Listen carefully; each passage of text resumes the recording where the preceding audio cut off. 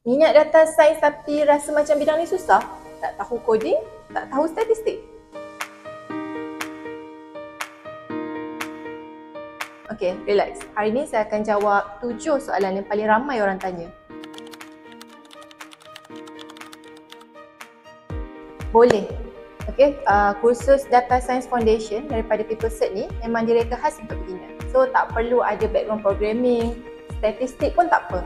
Kita akan guide daripada konsep basic, ikut step by step lah.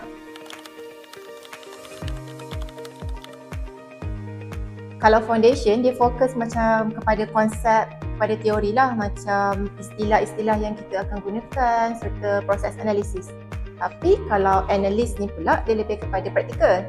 So kita akan belajar coding, kita akan guna software macam Python, buat analisis guna Jupyter Notebook, dan kita akan explore dataset yang sebenar lah.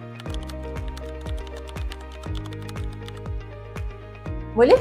So dalam kursus ni, nanti kita akan ajar kita akan start daripada zero, and then kita akan mula dengan asas Python dulu and slowly build up lah. Lepas tu, lepas beberapa modul macam tu, awak dah boleh baca data, awak dah boleh buat graph, awak dah boleh analisis sendiri. Janji kena konsisten belajar.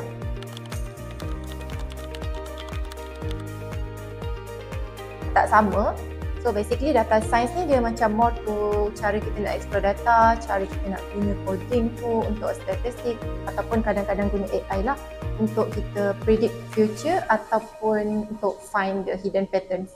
Tapi kalau data analyst ni pula, dia macam fokus more on apa yang jadi. Macam mana kita nak buat report, macam mana kita nak create chart, dashboard untuk bantu kita buat decisions lah. So basically kalau data science ni dia more to teori, okay, untuk predictions. Kalau data analyst ni more untuk dashboard creation lah.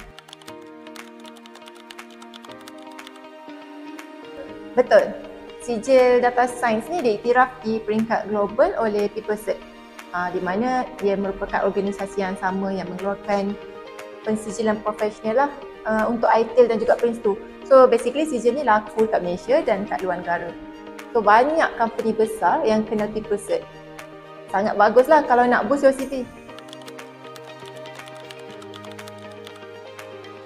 Okay, basically awak boleh apply jadi data analyst. Okay, tak pun boleh apply untuk reporting executive. So apa-apa kerja yang related dengan data dan decision making awak boleh apply. Atau boleh juga kalau nak masuk team data dan juga AI. Sebenarnya banyak sektor yang perlukan skill ni.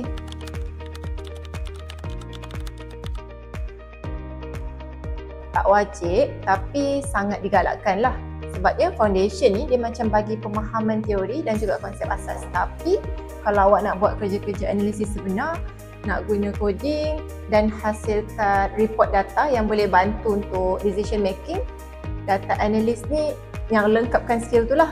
Tapi kalau awak nak ambil data analyst, awak wajib ambil data science foundation dulu. So senang cerita, foundation ni untuk faham and analyst ni untuk buat. Jadi kalau awak betul-betul serius nak upgrade skill dalam dunia data science, khusus PeopleCert Data Science ni adalah titik permulaan yang terbaik lah untuk awak.